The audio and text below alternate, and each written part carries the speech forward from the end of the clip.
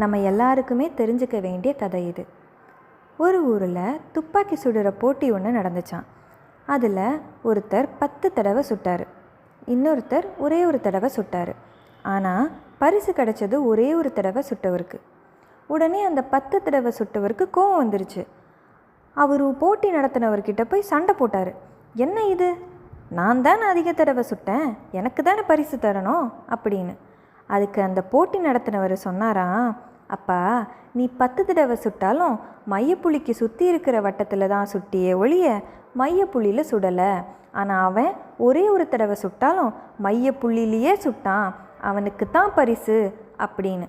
இது போல தாங்க நீங்களும் நானும் எவ்வளவு நேரம் வேலை பார்க்குறோம், எவ்வளவு அதிக வேலை பார்க்குறோங்கிறத விட அதில் எத்தனை மணி நேரம் எத்தனை வேலைகள் நம்ம குறிக்கோளை நோக்கி இருக்குது அப்படின்னு தாங்க முக்கியம். ஸோ யோசித்து குறிக்கோள் சார்ந்த வேலைகளை மட்டும் கவனம் செலுத்துங்க. தேங்க்யூ.